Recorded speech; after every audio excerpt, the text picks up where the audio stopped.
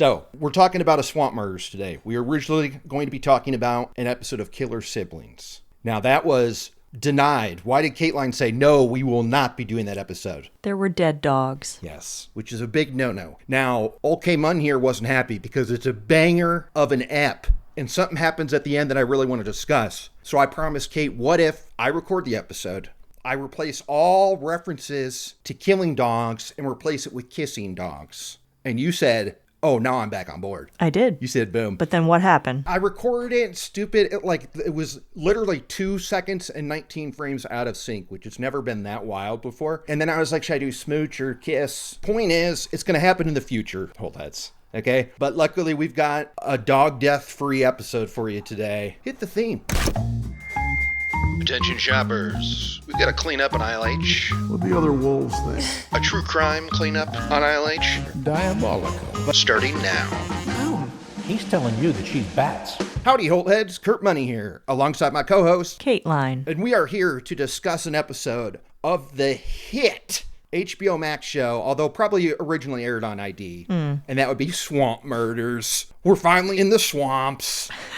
We're in the swamps, dog. What do you think, Kate? Have you ever been in Swamp Murders before? What are your initial thoughts? No, never seen a single episode until today. Really? Really. Doesn't it feel kind of like a stretch? Because this episode, at least, doesn't even take place in where you would think swamps are. No. But the place it's called, like where the body is found, is literally called the Great Dismal Swamps, which is so funny and weird. But yeah, it's in Virginia. Do they mean like marshland? Yeah, probably. I mean, I feel like you can stretch the truth on the word swamp a little. You don't think so? I guess so. I guess I just constantly think Everglades. Yeah. Florida, Murph Dog territory. Absolutely. Yeah. I get it. I was torn. God, was I torn between this and one other episode. But I feel like this one, I just trust my gut. And I went with the first episode of this that I watched because this episode, first watch, got me. It got me good. What's that face mean from Kate? It got me good too, but I was so mad the whole time. Even when, okay, well, I guess we'll dive into it because you sent me a text that said you were fuming at this episode, and I was thinking it was because something hadn't been revealed yet. But you were fuming the whole ep, you say. Yes. I felt like everyone in this was just awful. Okay, that's fair. Yeah, and I've got thoughts on the show production-wise, but we'll wait till we dive in. Here is the IMDb. This is the first episode of Swamp Murders, which I believe has 10 seasons. It's another one of these shows where I want to force myself to like it because then I'd have 70 episodes waiting for me, you know? That's such a good feeling. I know, but it hasn't happened yet on this one. I'm not in love yet, Kate. Full disclosure, no. Yeah. Okay, all right. This baby aired June 4th of 2013. When the body of 19-year-old Kathy Bonney is pulled out from Virginia's Great Dismal Swamp, her family discovers she was hiding a secret life from them. Boom. That's a decent descript. There's a reveal in this app that we cannot reveal for a little bit. And I'm glad that wasn't revealed in the description. Yes. Do you think that the name of the episode, I haven't said it yet, I'm worried that was a spoiler. I didn't want you to really see the title of the episode either. Well, the good news is, Kurt, I didn't see the title. Okay, good. I have no idea what this episode is called. I just know it's season 1, episode 1. And you clicked it. And here's the deal. I know there'll be a perfect time about 40 minutes from now to ask you this, but I'm not waiting this whole up to find out if you looked at the real pictures during the credits. Oh my God, I forgot. Kate! The show's not even over yet! How do you turn it off so quickly? Oh man. No. The show is still going. And I wanted to see what they looked like too. I mean, I did see the picture of her, the victim, because they showed that already. There was a few new ones, but so the second those credits pop up, I knew it. I was like, Kate's gone right now. Jesus. Well, they had a few more pictures. I mean, that's my number one gripe with this show is not enough real photos. I mean, and from your perspective, all they had was that one of the victims. So, but anyway, this is a low-budget show. This is absolutely a low-budget show. So let's dive into this baby. Our story takes place November 22nd, 1987 in Chesapeake, Virginia. I always want to say Chesapeake Bay. Am I saying that right? Chesapeake? The Chesapeake Bay Virginia? is in Maryland, and it's gigantic. So it also includes part of Virginia. It's the waterway that will lead you to D.C. Gotcha. Okay. But we are in Virginia, and Chesapeake, we're told, is a God-fearing town. And at this point, I'm rolling my eyes going, yeah, okay, we get it. Yep. But then they go, but some of the folks here are more God-fearing than others, and we're introduced to 24-year-old Wesley Lindquist. Detectives turn their attention to the oddly mannered Wesley Lindquist. Why don't you open it up, Kate, with what's old Wesley up to, and what's he doing, and why does it end with him finding a body? Well, he was talking to his pastor, and he decides that he needs to go out to the swamp, somewhere where he can be alone, and I guess repent for his sins. So at least this is what he tells police. Right. Which is what I was thinking when the show started. When the show started, I'm like, he's going down there to jack it. Yeah, or to look at the body he disposed of. I guess. But I don't know why. This episode, everything to me had a sexual overtone. Everything about it. Okay, interesting. So immediately I'm like, Leslie is like this hardcore... Wesley? Yeah, Wesley. Yeah, like Wesley Crusher. I choose not to answer, sir. You choose not to answer. He is this hardcore Christian. So I'm like, okay, he's definitely gay and he's going down to this river where he can do something in private because he can't do it anywhere else. Yeah. But he's saying it was to clear his head and repent and skip rocks on the water. Yeah. And each rock represented like a different sin or something. The sin that he was casting away. Wesley relates his tale about coming here to cast stones in the swamp because his pastor told him to. He goes to the water and starts skipping rocks. And what's he seeing there? He sees at first what he thought was a blow-up doll, which I'm like, A very telling guess. So a very telling guess.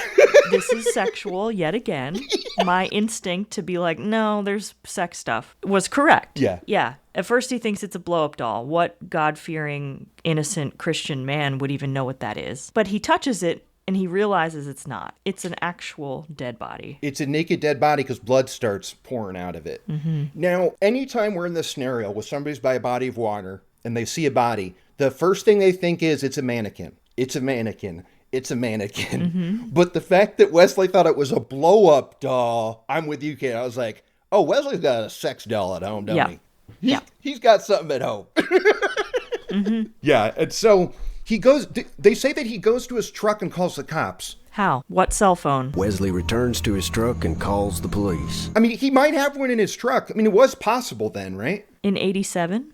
Yeah, big-ass one. I mean, like the classic Zach Morris, perhaps. But wasn't that right? Like 93, 94? No. I mean, those were the college years. But look, I had the same question. Later, when the cop is describing Wesley, he did call us and wait for us to come out. So maybe he went somewhere nearby and came back or something. Because I'm with you. I was like, wait, called from his truck? What the hell? And then what else did that cop say about him? Okay, so...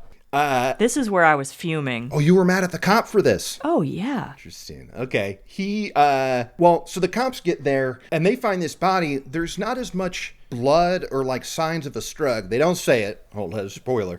But you would think there'd be more blood because this body has 27 bullet holes in it. Insane. There were 27 gunshot wounds, 27 separate gunshot wounds. We've seen stabbings before where it's like 60, 70, 80 stab wounds. Yeah. But I don't remember a time when there were this many bullet holes. No, not ever. And the fact that not one shell casing was there. The cops are like... Yet, there is not a single shell casing. None. Not one. Okay, so now is when they go back to Wesley, because he's sitting there waiting, and this is their first suspect. This is the guy who found the body. And the detective we talked to about Wesley says that they could tell right away that he was a few oars short for being on the water. Wesley tells them how he found the body while searching for divine inspiration. My first impression of him was he was missing a few oars in the water. And then called him a fruitcake. And yes. Now, describe your beef here. He called him a dumb gay man. Here's my opinion of the word fruitcake, especially when used by older detectives. I thought he was a fruitcake. I don't think they mean gay, they mean crazy. I think that's what fruitcake used to mean. You're not, well, you don't think so? I'm not buying it. I don't think he was saying he was gay. I thought he was just thinking he's a dum-dum. I guess that didn't make me mad, but you think he was calling him gay. I think so. But we know he was a dum-dum. But they're like, why would he report the body and wait for the cops to show up? Why would someone do that? Yeah. Why would he call and report the body there? Why would he wait for the police officer to come? That didn't lead to somebody who was trying to boast about a crime that he did or even was involved in a crime. And my interjection would be like, to fool your ass, dude. I thought it's at this point, were you thinking it could be this dude or no? No, I don't know why I didn't think it was him. I guess because the killer is never the very first person you meet in the episode of anything. No, that's not true. I mean, sometimes it is. I believe that sometimes it is. But, so wait, let me ask you this. You didn't know who it was the whole time, though. No. Okay. Because what's funny is, Kate, that's why I chose this. And then when I watched it for a second time, I was like, oh, it's super obvious. But I was like, no. Remember, Kurt, you were so shook. That's what you wrote down in your notes about this episode. Like on my little website. I was like, so-and-so did it. So I'm glad that you were with me. I was worried that you'd be like, I knew this from the jump. Well, I have to say, I knew that, well, I'm not going to say it yet, but I knew that the person who did it was trouble. Trouble. Okay. I just didn't know that they were the murderer. Okay, so while they are there, they're looking for shell casings. They're not finding anything. They got 27 bullet holes. This detective gets a call on the radio. Somebody back at the station says, hey, there's a Tom Bonney here who reported his daughter missing. Do you think that's the body you have right there, Sarge?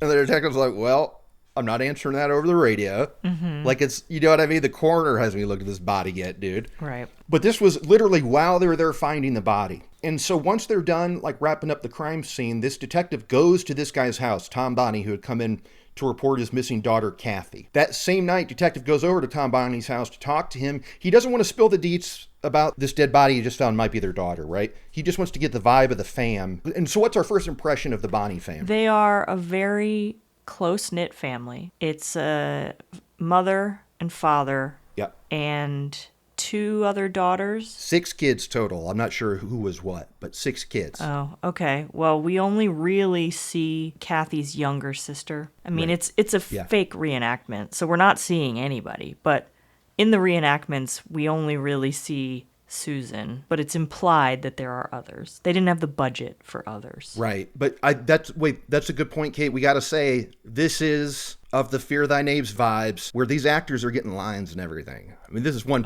point against it, right? Too many lines for the extras. Yeah. Bad. Real bad. Hey, Kathy. Kathy had always wanted a Chevy Blazer. I mean it, sweetheart. We were buying your favorite car. So he realizes that it's a tight-knit fam, they love each other, but he can tell that they're struggling. And this is funny, the voiceover said that Tom would do all he could to keep grits on the table. Mm-hmm. Tom does his best to keep grits on the table. I bring that up because these shows that are very much of like a certain area, like your Southern Fried Homicides and whatnot, they love juicing it up in the VO. And there's one more later, but when he said keep grits on the table, my eyes were rolling. Sure. I was like, oh, okay. Except as we were in the South. You and I have both lived in the South at times. Yep. It wasn't all about grits. No, and I don't like grits, so I wouldn't know if it was, because I'd be long out of there. You'd see a Kurt-sized hole in the wall if somebody says grits are up. I'd be out of there. Like the Kool-Aid Man? Yep, just like the Kool-Aid Man. Grits, I bet they don't even have bacon at this place. They're probably going to have some sausage bullshit. I love sausage, okay? But you know I'm a bacon man. I don't mind grits. I like sausage. I like bacon. Anything they would serve at a Waffle House, I'm there. Yeah. Grits are in the potato and eggs category for me. I'm like, I know the shit that's in grits. I can't tell you what they are, but I know I don't like them. The ingredients of grits. You don't like potatoes? No. Hate potatoes. So you don't eat fries? Everybody's follow-up, and I say, I eat thin fries. I don't like fat ones or even medium ones. I love a thin fry. Like a McDonald's fry? Yeah, absolutely. Or like when you're at the ones that... A shoestring fry. Love a shoestring. And I love when they're called that. But like Wendy's, too potatoey. I'll eat the ends of Wendy's fries, but the middle, it's like... Oh, so anyway. Okay. Interesting. There you go. I didn't know that about you. Yeah? Good, honey. We learn about Tom's job, and he owns a salvage yard. This I was dying at, because there's a defense attorney that we talked to on this app that I was mad at him, Kate. I was real mad at him. Oh, yeah. Same. He said a salvage yard, or what we in the South call a junkyard. Okay. Dude, the South didn't invent junkyard. Okay, No. that's what we all call That's it. what we all call it. The salvage yard is like the fancy term. We're all calling it the junkyard. Yeah. Tom owns a salvage yard, or what we in the South refer to as a junkyard. So Tom's story is that his 19-year-old daughter, Kathy, has been missing since last night. It all started yesterday morning because he got a phone call about a guy wanting to sell. Do you remember what kind of car it was, Kate? I do. It was a black Chevy Blazer with a lot of miles on it. And the guy was hoping to unload it, even though it still ran and everything worked great. Yeah. But it had high mileage. And I'm thinking, okay, that's weird. Because the dad even said that was weird because they were very valuable cars. They were like a hot car at the time. So why he would be wanting to give it to salvage for like a couple $100 when he could be selling it for way more? Yeah. It's just weird. Yeah, I mean, the price was $400. This is what Tom was told. He's going to get $400 for this car. And he, at his salvage yard, at his junkyard, excuse me, he like sells and buys parts of cars and stuff, like the standard gig at a junkyard. But he knew that he could actually just flip this car and get probably a couple $1,000 for it because it was so hot. But he realizes, my daughter Kathy, she's been dying for a Chevy Blazer herself. So that's what I'll do. I'll buy this for my daughter. She'll finally get her own car, who's 19, by the way. She hasn't had her own car for... No. I mean, it sounds like, they were struggling. So if they have 6 kids, I doubt the ones that are driving age had their own cars. Yeah, that's true. So he calls Kathy down. It's like, great news. Come with me. We're going to go take a look at a Chevy Blazer that's going to be yours. Mm-hmm. And she is stoked. And sadly, we have to see this reenacted with dialogue. Yes. All this is like, you're getting it, honey. Yay, Daddy. Thank you. You mean it? Are you serious? Oh my God. Yeah, it's all pretty terrible. We are buying your favorite car. They go to meet this guy at night at like 9 p.m. on a Saturday night. And as you do. But this was the first time I got super pissed, is because they go meet this John guy. His daughter, Kathy, hops in the front seat of the Blazer, and they go for a test drive. Just her and this John guy, while this dad is sitting there in his Impala, twiddling his thumbs. Doesn't know the guy at all. Doesn't even know his last name. No. Knows nothing about him. Doesn't even know the plate number on the car. Yeah. Just lets her go off with this stranger. And I'm immediately like, okay, this dad's an idiot. I can't imagine his wife will ever forgive him for this. Yeah. Tom says he was hesitant about letting her go for a test drive alone, but he didn't want to spoil the moment. And that's the last time he sees her. Yeah, he waits for an hour and a half. She doesn't come back, so he just goes home and goes to sleep. And then he doesn't get worried till the next morning and she's not in her bed. Why? What? Yeah, I mean, when you said that you were pissed watching this is where I was pissed, because as we're going to see, this guy loves his daughter. So in this moment, I'm going, you're such an idiot, dude. You are such an idiot. But I was also skeptical because I was like, that doesn't make any sense. We're led to believe this guy is like obsessed with his daughter and he's just going to let her go off with some random person. That makes no sense. But it made me think that maybe this random person wasn't random because right. A father, you'd have to be so stupid. Yeah. Yeah. And look, when I think it's in 87, right? I give a lot of leeway there that parents didn't used to be so like helicoptery or whatever. We could say parents used to be dumber than they are now, I suppose. Oh, yeah. Let's use our own parents for reference. Rules, we didn't have them. And so I was like, I guess maybe in the 87 of all, this is something you would do, but I don't know. I'm very suspicious. I was thinking, okay, we got to learn more about this supposed John guy. That's all we got, John. No last name or nothing. We also learned a little more about Kathy's relationship with her dad.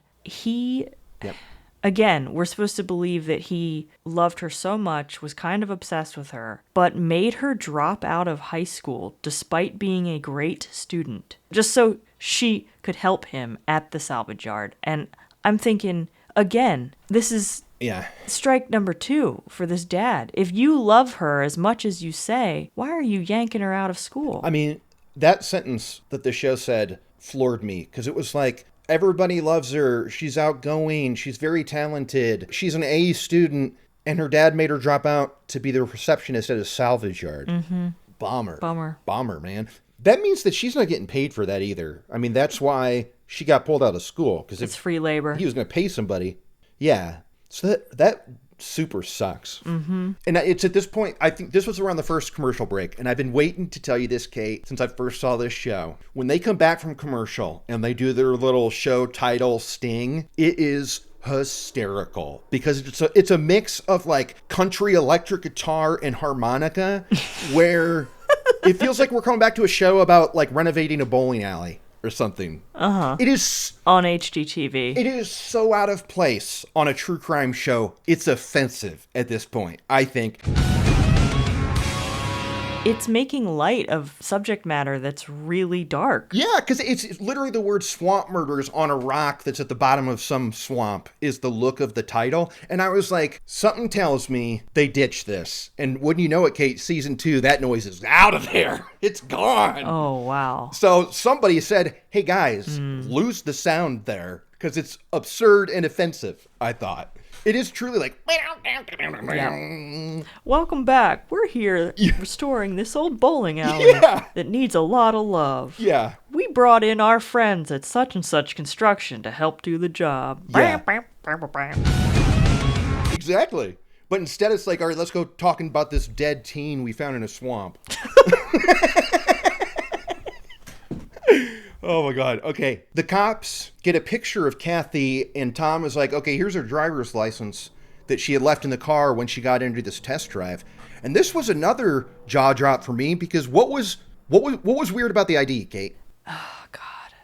Her photo was in profile. That's it. And they say it as in like IDs at the time. So that means in Virginia in 87, your driver's license was your profile. I've never heard of that. No, I'm not buying that for a second. But I mean, look, IDs used to not have pictures at all in the 80s. I mean, that was a real thing. At the time, the driver's license was a profile shot, so it just showed the side of her face. The body had only been there less than 24 hours, but it was still hard to, they could not tell from the body that they had to the profile picture if it was the same person. Yeah, I mean, you have to think the body's probably swollen, waterlogged, like it's gonna look way different. And the profile thing is so funny to me because they want to make sure people's noses are the right nose. Like what? Yeah, I mean, how does that help? I mean, one of the most important things when you're looking at a driver's license is eye color, and I don't even know if you could tell that from a profile. So yeah, I mean, I have so many questions about like why was that picked? How long did that last? I don't know. So they're still trying to figure that out. 36 hours after she goes missing, they go visit Tom Bonney's junkyard to talk to him. And they're like, hey, so has Kathy reached out? They're still hoping that she's just out with a guy or something because they know that she's been trying to rebel because her dad is on her case and stuff. And the dad, Tom, is like, no, but I did find this letter in her room. And they're like, and Tom was so awkward and stuff. And he like didn't want to read it. And so the cop was like, here, let me read it. And what was in this letter, Kate? It was a very sexually charged diary entry, basically. It was steamy. It's addressed to John. So the first thing the cops are thinking, could this be the person that they met with the car? It reveals that she and John were definitely having an affair because he's married with a kid. Yeah. And they have been sleeping together for a while. Oh, they're boning.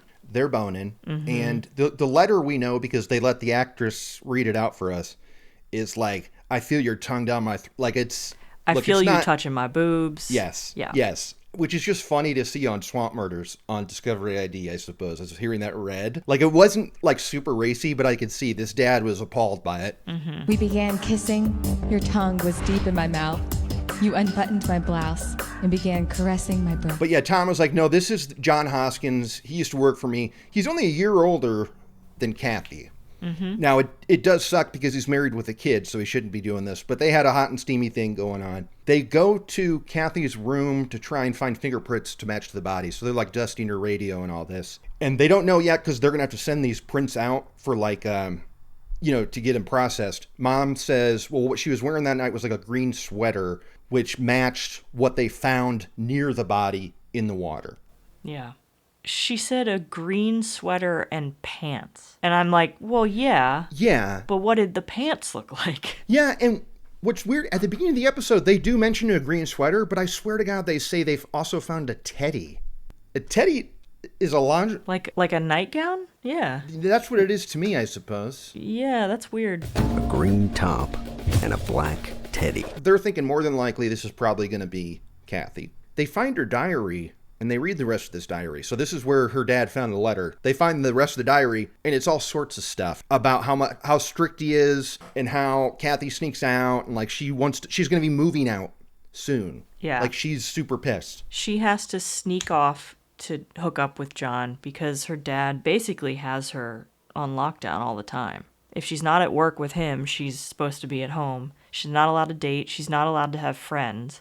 Later, they do talk to her friends. So she had friends. I didn't know if they were being dramatic and just implying that he was very strict, but I definitely knew people who had dads like this, and Same. It always does more harm than good. Oh, yeah. They think that they're protecting their child, but it's actually doing the opposite. Because one, they're going to rebel, or two, they're not prepared for the world. You're right. So there's like no good outcome here. Mm-mm. The only good outcome is if they get away. Yeah. And I have some friends that were able to do that. They were able to literally get away from their overbearing fathers, and that's the only way out. Yeah. God, I know. I can't think of any specifics, but I do remember parents like this. Well, some people thought those parents were my parents. No. Old Dave Myers had a little bit of a rep with my friends as being pretty strict on Kurt money. I'll say that. But really? But you were allowed to party and stuff. Oh, I tried my damnedest, Kate, to party as hard and as often as I could, in spite of him. Sweet.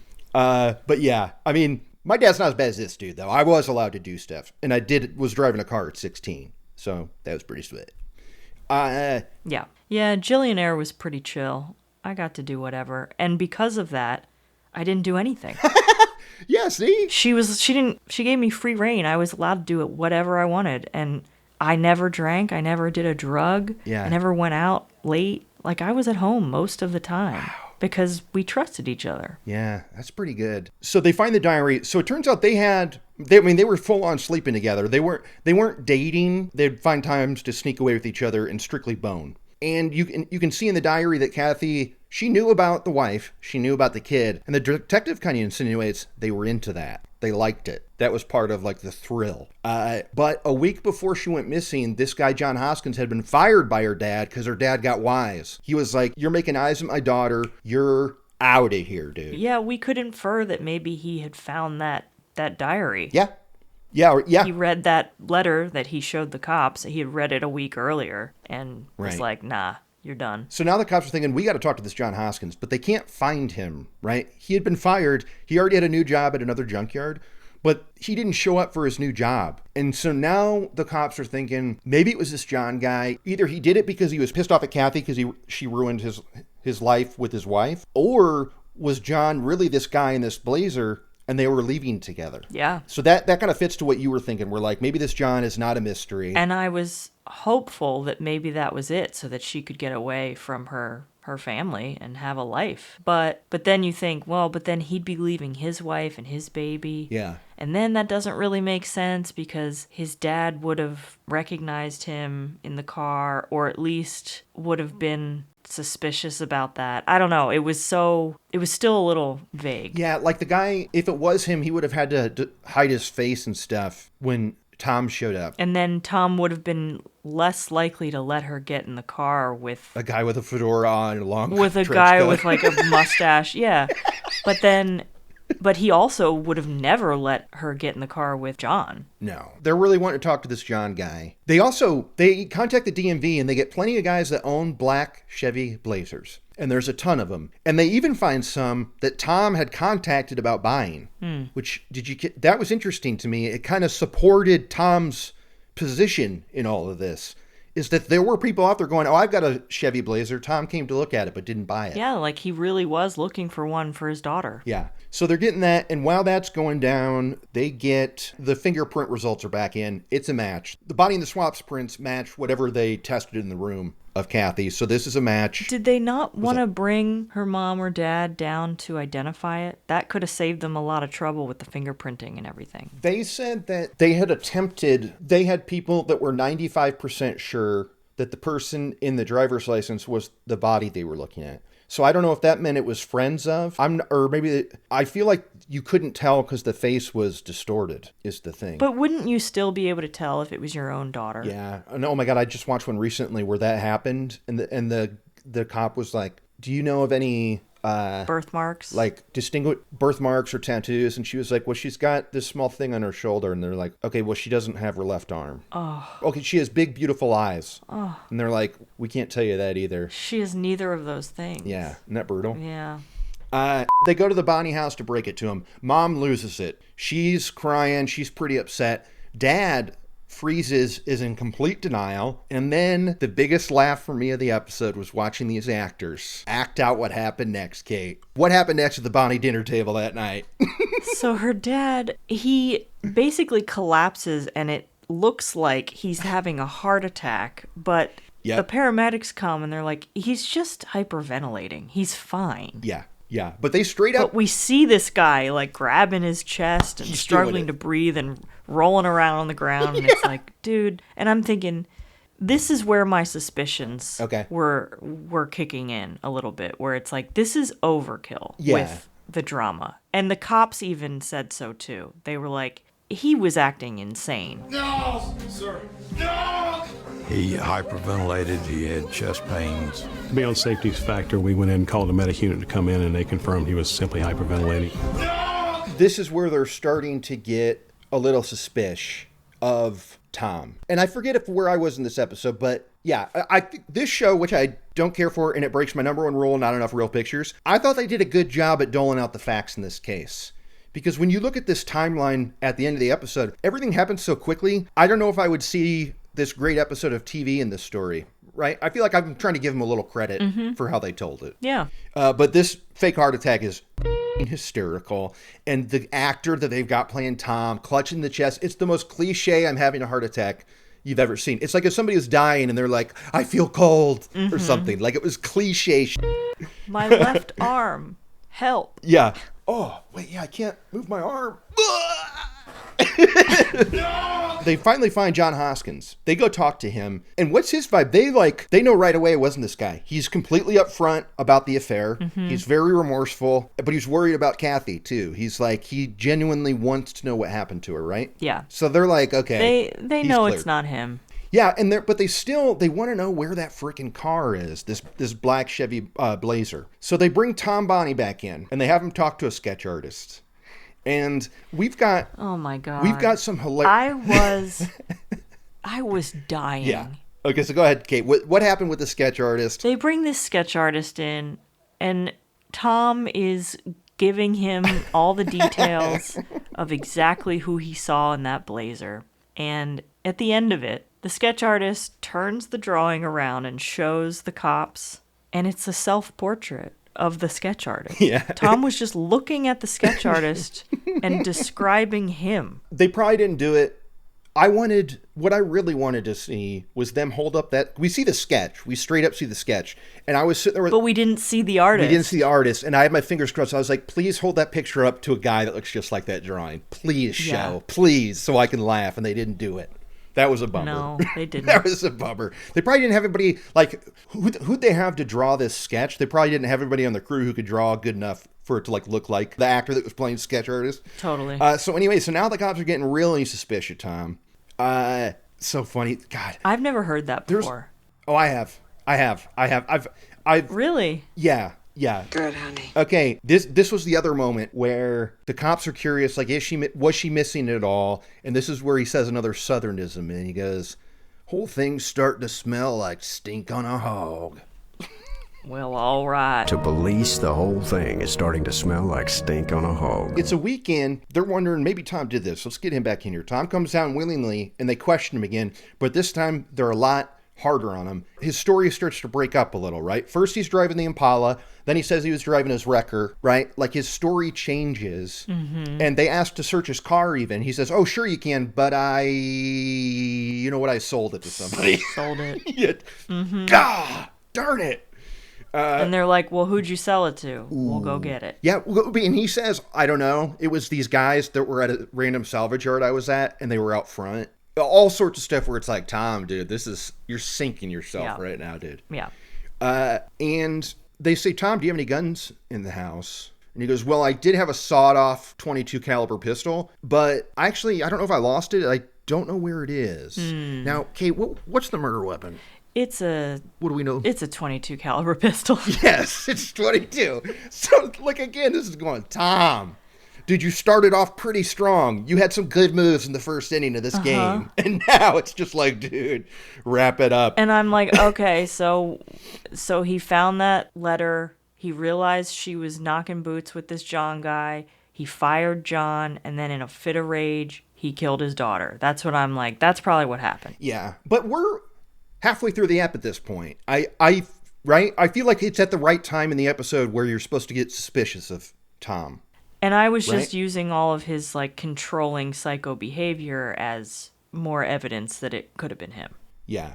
They press him. They say, you killed your daughter. He gets up, storms out, and they make a point of saying he walked home. So they must have picked him up for this talk. Yeah, they must have. Unless they took his cars for evidence. Well, no, hey, according to Tom, he doesn't have a car right now. His Impala is in the wind. He's still got the wrecker. That's true. That's true. Now Tom is looking really guilty for this, so much so that social services shows up and takes the kids.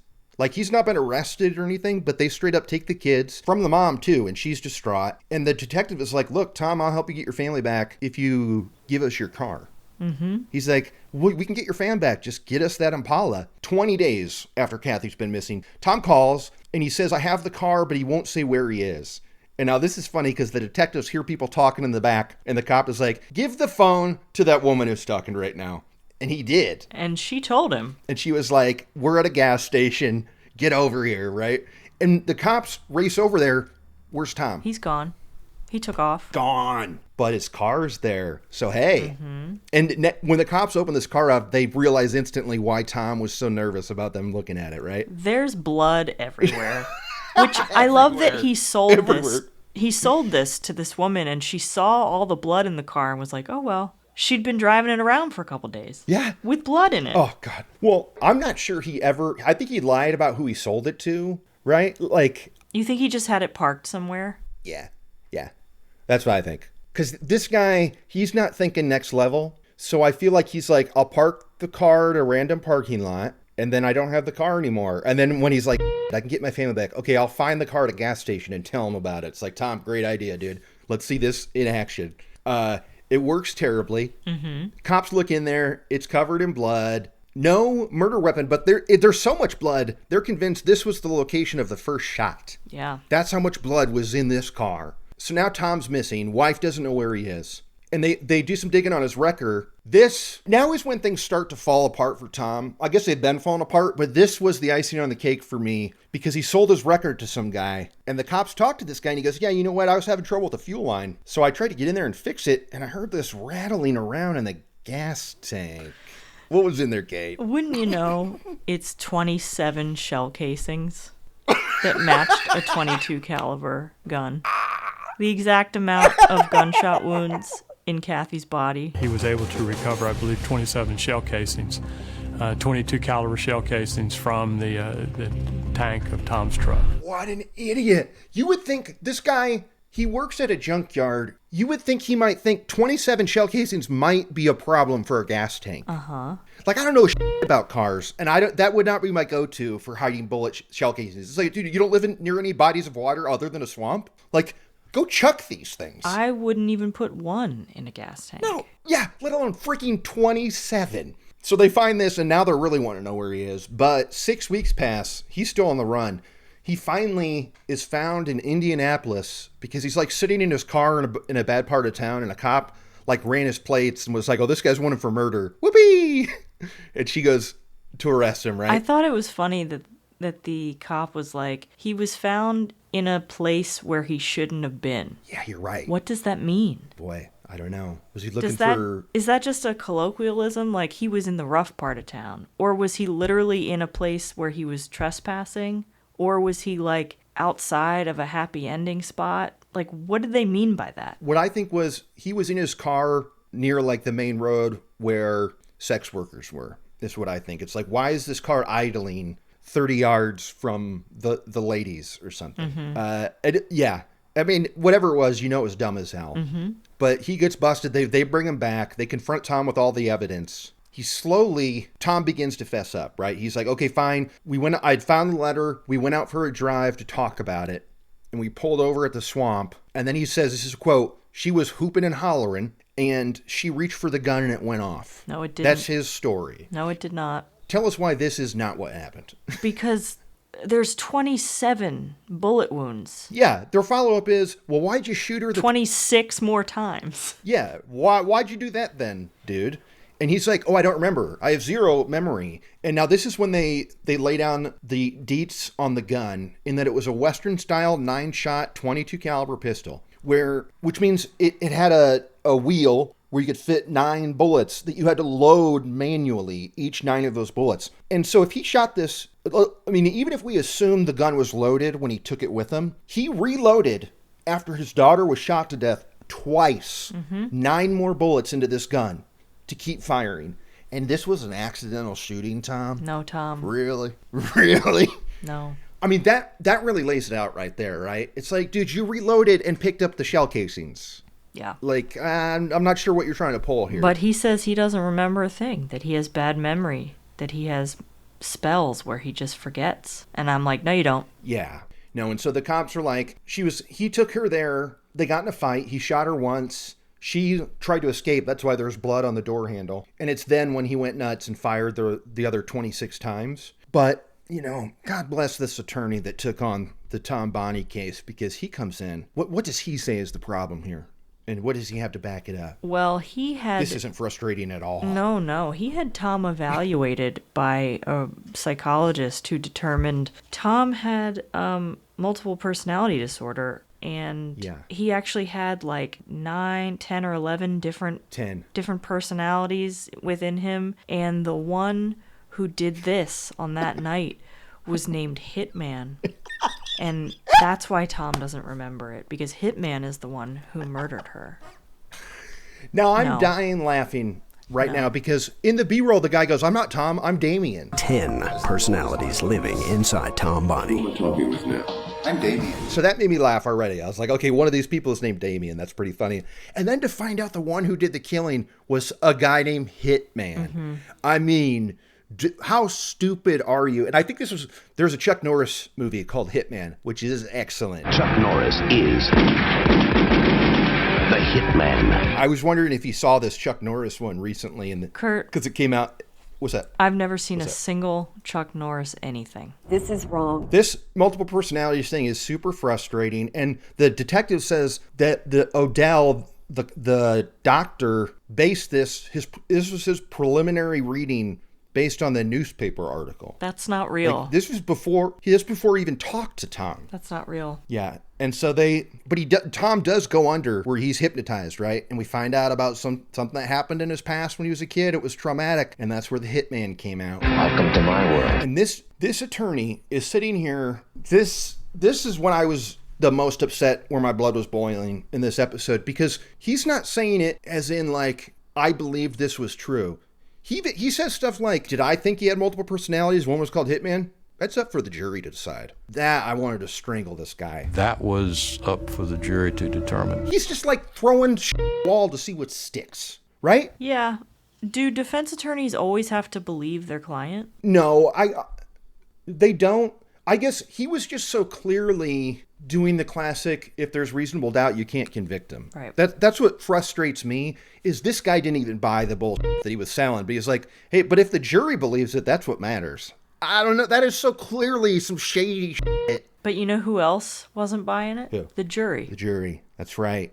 I mean, it took them a day to figure it out, but thankfully they came back and said, nah, dog. Nah, dog. You did know what you were doing. You knew right from wrong. You're not crazy. Tom Bonney is found guilty of first-degree murder of his daughter, Kathy. Yeah, so the trial started in October of 88. It's like took a month or something, then he's found guilty. He gets the death penalty, but then that gets overturned a year later, and they have to have a new trial where it's just for the sentencing. I found that out later. Isn't that kind of weird? And it's weird. And they said death penalty's off the table because of the multiple personality thing. Well, he got life. Yeah, he did get life, and I love this. The author of a book about this guy who had an overbite. I called him Dr. Overbite. Did you see this guy? I don't know that this was an overbite. This is one of those cases where you can't close your mouth.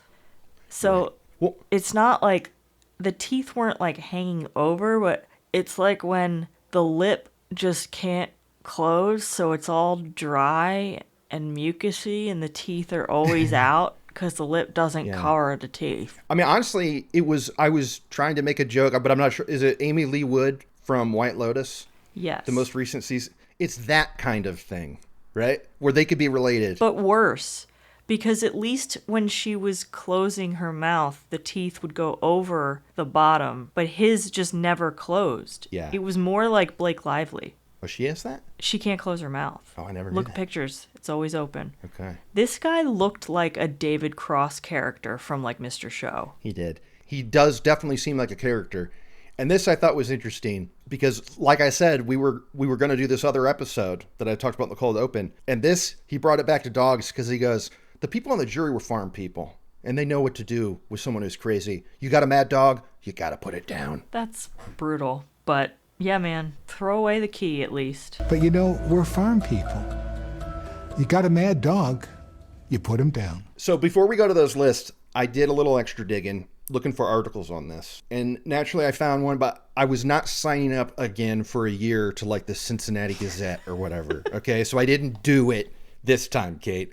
But I found an article from 94 that he and another guy had escaped from prison. No. Okay. And the guy from this episode, the detective, A fruitcake? he's quoted in the article going, this is more proof he's not crazy because he can plan an escape, which I think is a good point. And this article, this was when the escape had just happened. They couldn't find anybody yet. This article said that the prison statement was, they tried to escape in our garbage cans, but those are hydraulically pressed when they leave. So they died in there. But then they're like, we can't, but there's no body remains at the dump site. But the prison felt strongly enough about this that they're like, they probably tried to hide in the garbage, those dum-dums, and then they got squished, moving on. Yeah. 4 days later, he's found wandering down a road under a bridge somewhere. And they get his ass back to jail. So it's like how quickly they try to say like, well, they did something stupid and they're dead now. So we're back to being cool, right? No. Dum-dums. Wow. Everybody's dumb. Everybody's dumb. I think it's time for those lists. What do you got? Kate's unnamed list. Well, we've got the Chevy Blazer for sure, even though it never actually existed. It's true. Which I love. What about the Impala? We can do the Impala because that was where it all went down. Yeah. But I think the non-existent Chevy Blazer is a really funny addition to this list. That's true. I do like that because it's a car that didn't exist, but it's on this list. Absolutely. Because Tom made him spend weeks looking for it. And because it's a swamp murder, I wanted it to be Florida. Yeah. I feel like there were Florida vibes, but absolutely no dice. Yeah, that other episode I was going to pick was in a Florida swamp. Absolutely. But I was shocked when they said Virginia for this. I was like, swamp? It's got to be marshes, just marshland. Around the Chesapeake? Yeah, that's just marsh. Yeah. I mean, regardless, it's gross enough where you're very suspicious of old Wesley from the beginning. The God-fearing, rock-skipping dum-dum, right? Like, because even the defense attorney says it's a place where you do not go to unwind. Right. It is the opposite of a place that would encourage you about the joys of life. So, anyway.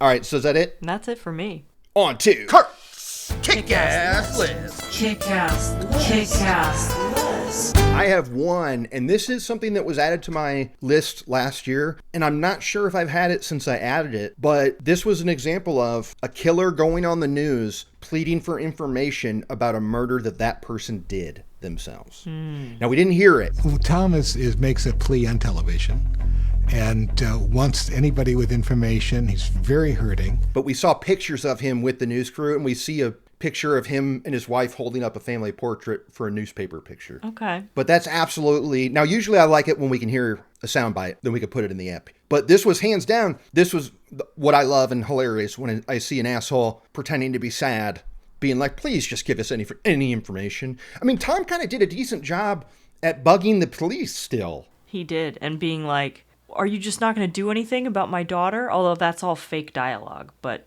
at least that's what we saw. Yeah. That's true. But that's all I got. Yeah, I think that's going to do it for this app. What are you thinking, Kate? What are you feeling for next week? Oh, I know. Oh my God, I'm so glad I remembered this. The premiere of season 34 of Dateline is tonight, Friday. Oh. So we're going to watch that. I mean, I think next week's ep will be the premiere of Dateline. Let's hope it's a good one. Yeah. And like we were complaining about in text, you watched the most recent one from last week that was new, but part of season 33. Yeah. And there's no mention of whether Lester will be here next week or if it'll be a story he's hosting. There's no mention of that. Certainly no mention of Murph Dog. No, but I keep seeing him. Anytime I see an ad for their little true crime con that they did, he's a part of it. So he's still considered part of the crew, but okay. I don't know. We'll see. Anyway, I thought this was a fun app. There's one more of these that we might do down the road, but Swamp Murders, I think, is a stinkeroo, not enough budge for pictures. Oh my God. Kate, I'm so sorry. They had pictures of the, quote, dead body with like Polaroids. Those were an actor posing for these shots. Yeah. And I hated those because this was in 2013, okay? This isn't just an AI request. They hired an actor to like lay in water and took pictures and stuff. Just use that money to license more photos of these people from the news, right? I agree. Yeah. I love a picture of a crime scene in a swampy area and it's like a wide shot of cops talking to each other of like from the scene of the crime and stuff. Give me that. Yeah. All right. Well, and on that note, I'm Kurt Money. I'm Caitlin.